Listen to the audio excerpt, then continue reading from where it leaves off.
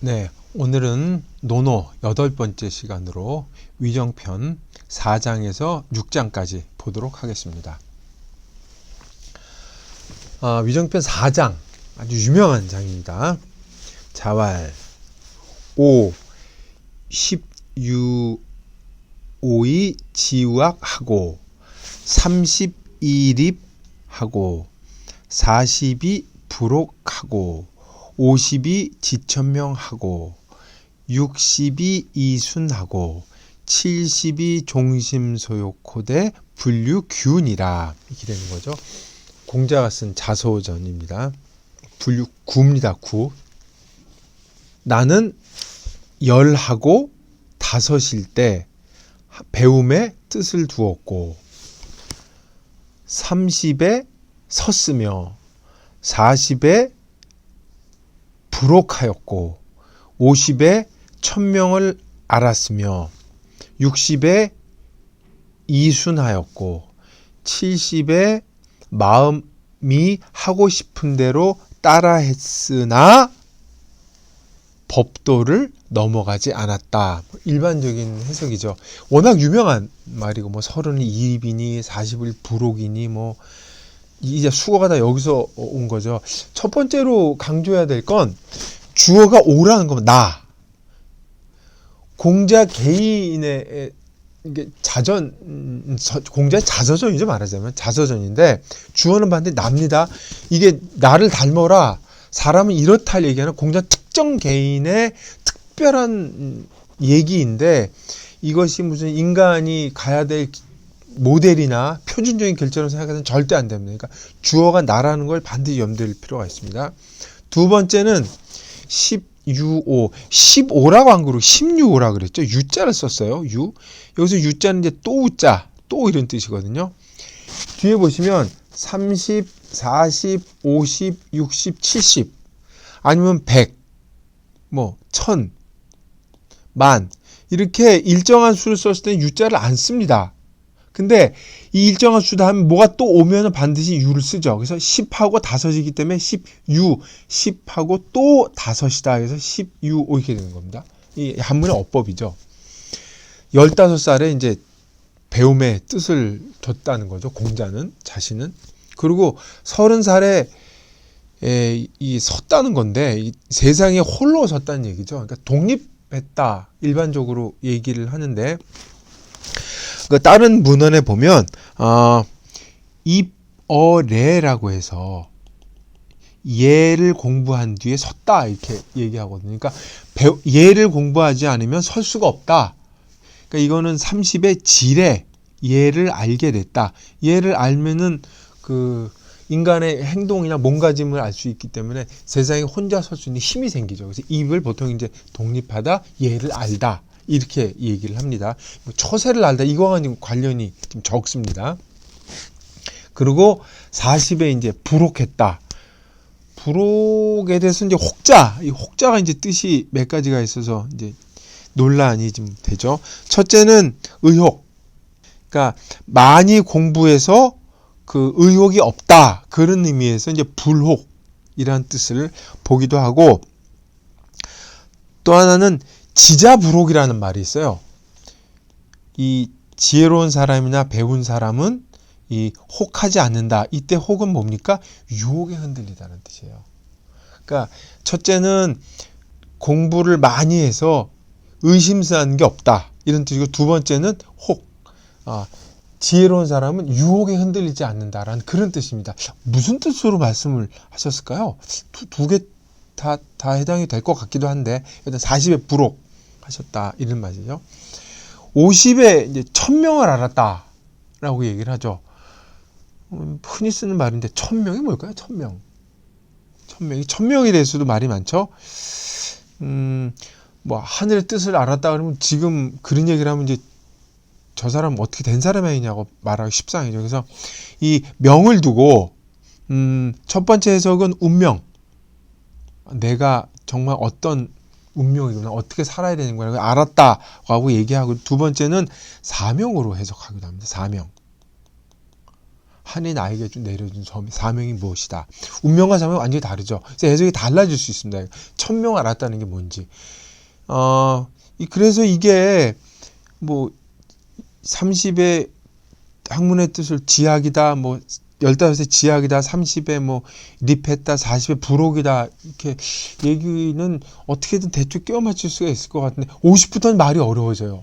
천명을 안다는 말도 어려워지고, 그리고 60이 되면 우리 보통 귀가 순해진다고 그러는데 귀가 순해진다는 게 이해를 하는 사람이 있을지 모르겠어요. 저는 이 주석가들이 이 순에서 엄청 달려들었어요. 이게 도대체 뭔 말인가? 공자 최초란 말이란 말이에요. 귀가 순해진 거 일반적으로 해석을 하면 60이 되면 이제 어느 정도 이제 세상의 경험도 있고 경륜도 쌓이고 공부도 했기 때문에 누가 무슨 말을 해도 귀에 거슬리지 않고 다 소화가 된다라고 이렇게 해석을 하는데, 추론이죠, 추론. 이 용례가 전혀 보이지 않고, 이 공자가 무슨 뜻을 했는지 모르겠지만, 이순이라고 말씀을 했어요. 좋은 말인 것 같은데, 여하튼 거슬리지 않는다. 시비가 명백해졌다. 이제 이것을 이제 좀 더 갈라서 보면, 지적인 경지가 그렇게 높아간 것이냐라고 볼 수도 있고, 또 하나는 관용하는 태도. 세상을 보는 너그러운 마음 때문에 이렇게 된 것이냐. 이것도 약간 차이가 있죠. 어느 것이나 다 거스리지 않는 거에서 뿌리를 두고 있긴 한데, 현대학자들은 이순을 해석할 때 대부분의 의견은 모르겠다. 이순이 무슨 말인지 모르겠다. 왜 그러냐면 그 뒤 70이 또 나오잖아요. 공자는 70이 되면 마음이 하고자 하는 바를 따라해도, 이 뒤에 이제 분류구라 그래서 구는 이제 곡자죠, 곡자. 이렇게 기역자, 이 목수들이 쓰는 게 이 기역자죠. 이 정해진 기준, 법도라는 뜻인데, 이 지금 잘못 해석하면 마음대로 막 행동해도 법도를 넘어서지 않았다, 이렇게 된단 말이에요. 결국에 마음대로 했다는 말인 거야. 안 했다는 말이겠죠. 여하튼 그래서 다른 판반에 보면 종 70이 종심에서 끊습니다. 이 종자를 이 마음대로 할 종자로 쓰는 거죠. 이렇게 70이 돼서 내 마음을 탁 놓아버렸다. 뭘 하고자 한다는 마음이 팍 마음을 놓아버리고, 아니면 자기 마음 내킨 대로 행동을 해도 자기가 하고자 하는 것들이 법도를 넘어서지 않았다. 이렇게 끊기도 하죠. 뭐 큰 차이는 없는 것 같습니다. 여하튼 이렇게 볼 수도 있어요. 공자는 이제 72세에 돌아가셨다, 아니면 73세에 돌아가셨다라고 말씀을 일반적으로 학자들이 얘기를 하는데, 공자가 노나라에 귀국한 게 68세였어요. 그러니까 아무리 노나라에 와서 이제 대접을 받고 사신다고 했는데 5년을 채 못 사신 건데, 이 말년에 집중적으로 불행한 일이 벌어집니다. 귀지국 하자마자 자식이 죽고, 이 안연이 죽고, 자로가 죽고 해서 이 말년에 너무 큰 충격적인 일이 벌어져서 공자가 감당이 힘들었을 거란 말이에요. 근데 그런 상태인데 70이 종심소욕 불육이라고 얘기했을 때는 이거 분명히 말년의 발언이란 말이에요. 돌아가시기 직전에 한 발언일 가능성이 아주 높은데, 그런 걸 감안해 보면 이게 이렇게 세상을 다 통달하고 이렇게 얘기했다고 보기에는 상당히 이게 쉽지 않은 게 있는 거죠. 연구가들이 이제 이걸 두고 얘기를 하는 것들 보면 15살에서 돌아가실 때까지 여길 보면 학문의 뜻을 두고 독립하고 부록하고 천명을 알고 이순에서 이제 종심소욕 부르고까지 한 번에 굴곡도 없이 계속 이 상승 곡선을 그리면서 인간이 흔히 말하는 영혼의 자손이라고 그러는데 계속 올라가기만 한단 말이에요. 그러면 공자란 사람은 도대체 굴곡이 없이 이렇게 기계처럼 발전한 사람이기만 한다는 의심을 가질 수가 있죠. 왜 그러냐면 우리는 논어를 읽을 때 공자를 위대한 인간, 뭐 성인 이런 식으로 전제를 하고 읽는 상당히 안 좋은 전 습관이라고 생각하는데, 그런 게 있으니까 공자가 어떤 말을 하면 다 100% 받아들일 준비가 돼 있어요. 그러니까 이 발언을 볼 때도 공자는 15살부터 10세까지 한시에 퇴보도 없이 계속 직진해서 전진만 했어, 발전만 했어 라고 읽기가 십상이죠. 그래서 이게 이걸 자서전 읽기가 상당히 어렵다라는 생각을 할 수밖에 없는 것 같습니다.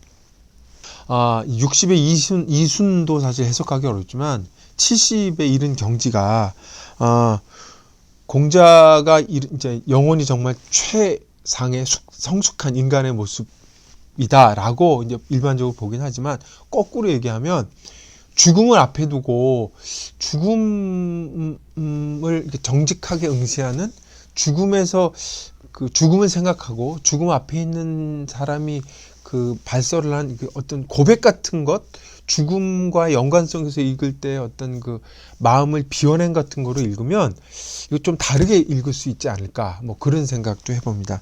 여하튼 그 여러 가지로 이 논란거리가 많은 굉장히 중요하지만 생각보다 까다로운 그런 문장이라고 생각할 수 있을 것 같습니다. 네, 5장입니다. 5장부터 8장까지는 이 전체 테마가 효예요, 효. 그리고 이 5장, 6장, 7장, 8장은 문장 틀이 정확히 이 패턴이 있습니다. 문효하니, 그리고 뒤에 자왈, 이 문장 패턴이 반복됩니다. 그래서 이 효에 대한 정의를 공자가 그때마다 다 다르게 내리고 있어요. 상대가 달라서 그러기도 하지만. 근데 이 문장 패턴에도 이 일정한 규칙이 있기 때문에 아마 증자, 효에 관해서는 증자가 이 권위도 있고 많이 언급을 했기 때문에 아마 증자의 문인들이 편집한 게 아닐 것인가라는 이제 설이 유력을 하고 아마 귀담아 들을 만한 얘기인 것 같습니다. 그때마다 그 효가 다르고 사람이 다르기 때문에 이 효를 얘기해주는 그 문맥을 파악하는 게 아주 중요합니다. 그리고 상황이 이 생각보다 간단치가 않아요. 상황을 재구성하는 게 이거 읽는 관건이기도 합니다. 그리고 효가 다르게 얘기하기 때문에 그 상황에 맞게 역동적으로 강의를 하는 공자의 그 수업 스타일, 그거를 엿볼 수 있는 장이기도 합니다. 본문을 보도록 하겠습니다. 맹의자 문효한데 자왈 무인이라. 번지어러니 자고지왈. 맹선 문효 어아언을 아대왈 무이라 하니라. 번지왈 하위야인이 있고 자왈 생 사지이래하며 사 장지이래하며 제지이래니라. 여긴 지금 상황이 둘이 쪼개져 있죠. 맹의자가 나오고 그 다음에 다음 장면에 번지가 등장을 하는데 그 중간에 왜 이렇게 당하게 되는지 설명이 전혀 없어요. 이걸 중간에 끼워 넣어야 됩니다. 맹의자라는 사람이 나오는데 뒤에는 맹의자라고 부르고 뒤에서 공자는 맹손이라고 부르죠. 그러니까 맹손이라고 부르는 게 정식 명칭이겠죠. 맹의자는 이 사람이 죽은 후에 붙은 이게 의자가 바로 이 시호예요. 그러니까 맹씨 집안에 나중에 죽어서 의자라고 불린 사람이죠. 맹손 씨라고 그 노나라 그때 이제 공자가 계실 때가 이제 말년의 기대 애공 시절인데 애공은 힘이 없었고 노나라를 다스리는 사람들이 삼가 아니면 삼환씨라고 보통 얘기를 해요. 환공의 자손이기 때문에 그 중에 장자는 그 임금이 됐고 그 서자가 3명이 있었는데 그 중에 첫째 집안 사람을 중에 한 명이 맹의자라는 사람이 있습니다. 이 사람이 이제 공자한테 효를 물은 거죠. 효를 물으니까 공자가 대답하기를 무윈이라 그랬어요. 어김이 없는 것이다 그랬어요. 이거 잘 해석하셔야 됩니다. 어기지 말라 이런 뜻이 아니고 어김이 없는 것이라고 해석을 한 겁니다. 해석을 해야 됩니다. 근데 상황이 여기서 끝나요. 그리고 번지가 갑자기 수레를 몹니다. 일이 어떻게 이렇게 되는지 모르겠지만 번지가 수레를 몰았더니 선생님께서 번지에게 가르쳐 주신 거죠. 곧잘 일러 주신 거긴 하지만 가르쳐서 알려주라는 뜻이에요. 선생님께서 번지에게 말씀해 주셨다. 맹손이 나한테 효에 대해서 묻길래 내가 대답하기를 무이라고 하였다. 했더니 번지가 다시 대답을 하죠. 무슨 말씀이십니까? 라고. 그랬더니 공자께서 말씀하시죠. 살아계실 때는 예로서 섬기고 돌아가셨을 때에는 예로서 장례 지내고 예로서 제사를 지낸다. 이 핵심은 예죠. 공자의 메시지는 이겁니다. 핵심은 효는 뭐냐? 효는 예다 이거죠. 이해하기가 참 쉽지 않죠. 효가 예라니. 그러죠? 여기 번지가 등장을 하죠. 번지는 공자보다 47살 연하이고 말년 제자예요. 그러니까 이거를 보면은 공자가 노나라에 돌아와서 얘기했을 가능성이 큽니다. 그러니까 아마 그때 기사일 거예요. 번지는 공자한테 엉뚱한 질문을 해서 사람들한테 빈축을 사기도 했던 인물이긴 한데, 공자가 이 노나라로 귀국하기 직전에 제나라와 노나라하고 전쟁을 벌이는데, 이 번지가 그때 활약을 해서 제나라를 물리치기 위해서 용맹한 사람 이름이 없습니다. 근데 이 사람은 논어에 등장할 때 100% 공자의 수레를 모는 사람한테 등장을 해요. 그러니까 뭐예요? 운전을 굉장히 잘하는 사람이에요. 이 운전 솜씨가 전쟁을 할 도움이 됐을 거예요. 기병을 아마 잘 몰았을 텐데, 그러니까 번지가 이제 공자님을 메시고 가는 거죠. 무슨 맥락이냐 하면, 맹의자가 공자를 초청을 한 거예요. 상황을 재구성을 해야 됩니다. 초청을 해서 효를 물어본 거죠. 근데 공자께서 무의입니다라고 대답했더니 알겠습니다 하고 들어간 거예요. 그러니까 공자가 이제 밖에 나오니까 맹의자가 이제 수레 끌고 공자 집으로 가는 거죠. 그러면서 이제 일이 벌어진 거예요. 선생님께서 맹손이 나한테 효를 묻길래 내가 무의라고 대답을 해주었다. 근데 번지가 기다렸다는 데 대답을, 무슨 말씀이십니까? 맹의자가 물어야 할 질문이에요. 지금 이거는. 맹의자가 선생님 우리 교수님 제가 배움을 하나 요청하겠습니다. 효가 뭡니까? 그러면 공자께서 무의입니다. 그러면 무의가 무슨 뜻입니까? 물어야 되는데 맹의자는 그냥 들어가고 번지가 묻는 거죠. 선생님 무슨 말씀이셨습니까? 공자가 정말 하고 싶었던 말은 이거예요. 생사지이래하고 사장지이래하고 제지이래이니, 이 얘기를 하고 싶었던 거죠. 근데 핵심은 못 듣고 맹의자는 그냥 들어간 거죠. 근데 이 공자의 어법의 특징인데, 공자가 무의라고 대답을 했을 때 맹의자는 100% 부모의 말을 어기지 말아라고 들었을 겁니다. 우리도 보통 부모님 말씀 잘 들어라고 보통 이해했을 십상이거든요. 근데 공자는 그거 앞만 던져놓고 뒤에 설명을 하려고 그랬는데 얘기가 뚝 끊어진 거예요. 그러니까 이제 번지한테 얘기를 한 거죠. 아마 나중에 기회가 되면 네가 설명을 하거나 어떻게 해봐라 이 얘기겠죠. 번지는 제나라를 물리치고 상당히 유명해진 인물이었기 때문에 맹의자하고도 이제 접촉성이 생길 수가 있으니까 그랬던 거예요. 상황은 그렇게 됩니다. 근데 이게 좀 이상한 게, 맹의자라는 인물은 이 아버님이 돌아가실 때 이 맹의자를 두고 자식을 불러서 이 얘기를 하죠. 그 공자라는 사람이 있으니까 내가 죽거든 넌 공자한테 가서 예를 배워라 그래.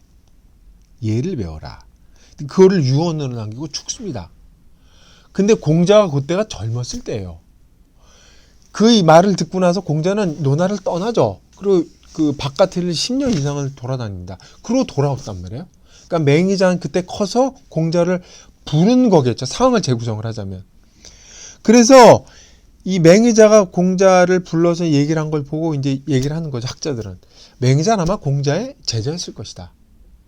근데 딴 사람들은 맹의자가 나중에 공자가 밖으로 노나라를 떠돌게 한 그 일을, 공자를 내쫓은 데 관련이 있기 때문에 아마 공자의 제자이기는 어려울 것이다 라는 설이 있어요.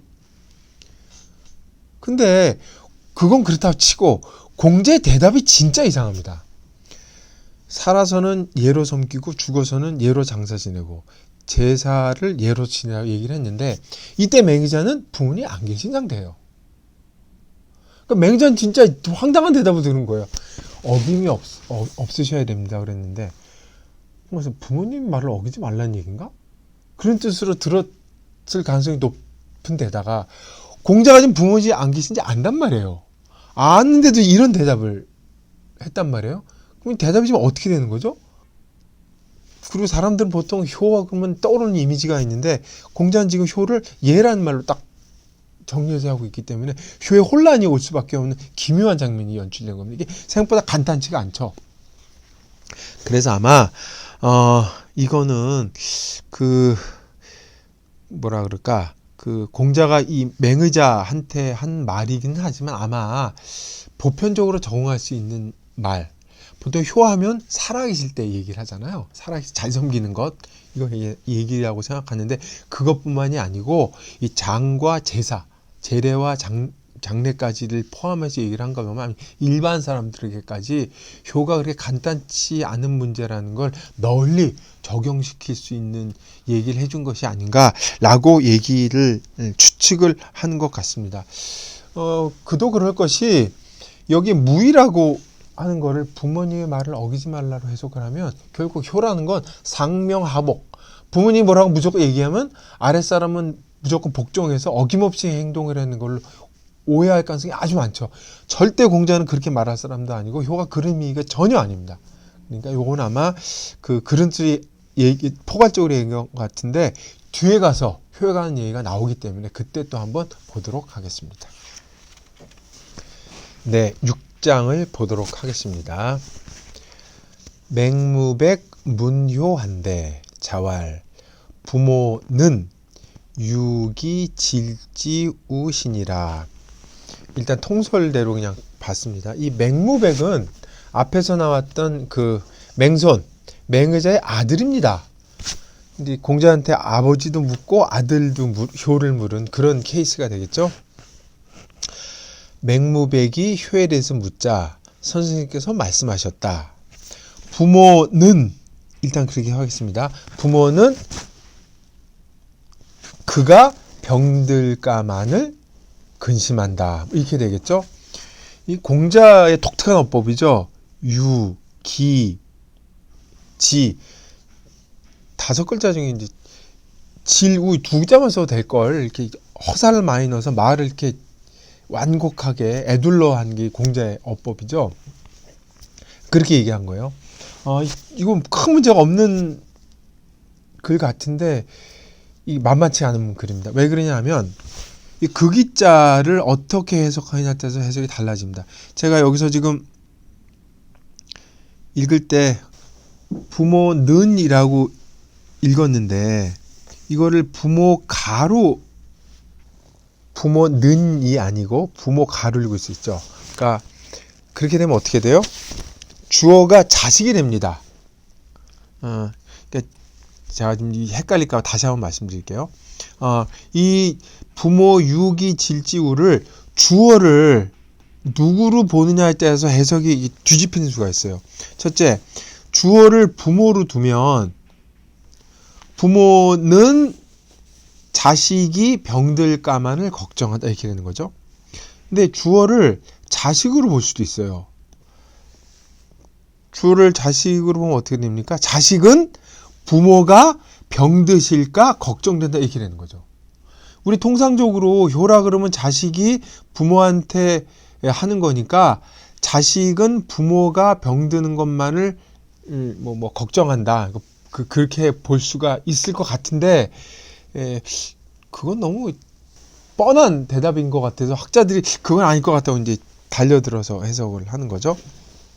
그러니까 부모가 자식 걱정하는 거냐, 자식이 부모 병들지 않도록 곱신하는 거냐, 이 문제이긴 한데 효를 물었는데 부모가 주어가 되면 좀 이상하다고 생각할 수 있잖아요.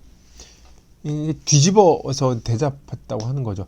부모는 자식이 병들지 않을까, 병들까 봐 걱정을 하는데 자식은 그런 부모의 마음을 해야 된다면 어떻게 행동하게 되겠느냐라는 것까지 염두에 두고 하는 거죠. 근데 여기서 아까 말씀은 유니, 기니, 지니 하는 건 다 허사라 그랬지만 이걸 허사로 안 보고 해석한 사람들이 있어요. 예를 들면 유자에 생각하다는 뜻이 있으니까 부모는 자식이 병들까만을 생각한다라고 이걸 타동사로 받는 경우가 있죠. 이 전체가 목적어가 되는 거죠. 사실 지자는 이 질과 이 우를 강조하기 위해서 도치시켜서 도치 표시이기 때문에 큰 문제가 안 돼요. 사실 그 기자가 가장 큰 문제가 되는 겁니다. 그래서 이제 부모가 주어냐 자식이 주어냐를 두고 이제 지금도 설에 갈리긴 하는데 요거를 둘을 좀 결합을 시켜서 이렇게 보는 거죠. 공자가 이 허사를 많이 쓴 것은 이 완곡하게 얘기를 하지만 핵심적인 뜻을 전달해주는 방법으로 보는 거죠. 그래서 숨은 주어를 자식으로 보고 문맥에 드러난 주어는 부모로 보는 거죠. 자식은 부모가 질병만으로 자식이 아프지 않을까 걱정하게끔 하도록 해야 된다는 얘기예요. 무슨 말인가 하면 나쁜 일 하는 것, 불의, 뭐 사고 치는 것, 이거는 우리가 의지력이나 컨트롤할 수가 있는 문제란 말이에요. 근데 전염병에 관한 하는 부모가 손쓸 수 없다는 얘기죠. 딴 걸로 걱정 끼쳐드리는 건 이건 효에 해당하지도 않은 기본적인 사실이고, 문제가 되는 건 전염병에 돌았을 때, 전염병은 그러니까 자기 의지로 어떻게 할 수 없을 때 부모는 그게 항상 걱정거리거든요. 그 문제만으로 부모가 걱정하실 수 있도록만 자식이 이 마음 쓰는 것, 이게 바로 효도다라고 해석을 하는 거죠. 해석이 약간 이게 꼬이는 것 같긴 한데, 이 말을 공자가 이렇게 완곡하게 한 건 바로 그런 의미가 있다는 거죠. 그러니까 이게 사실은 제일 실현하기 어려운 경지죠. 딴 건 문제가 전염병, 특히 질병만으로 자식이 병 걸릴까 걱정하도록 부모를 만드는 건 자식 효도로서 굉장히 어려운 경지인데, 효가, 공자가 말하는 효가 그런 경지까지 갔을 때 증자하고 연결이 됩니다. 뭐 밥 잘해주고 이런 문제가 아니에요. 효의 차원은 굉장히 깊은 인간에 대한 이해를 바탕으로 하고 있기 때문에 이렇게 이해를 해야 증자랑 연결이 되고 공자가 말하는 호소력이 크게 발휘가 됩니다. 막 그렇게, 그래서 앞에 말한 그 맹의자한테 얘기하는 것보다 이게 와서 효의 의미가 한층 더 구체화되고 뚜렷이 얘기해주는 예가 바로 이거라고 볼 수 있을 것 같습니다. 이상으로 8번째 강의를 마치도록 하겠습니다.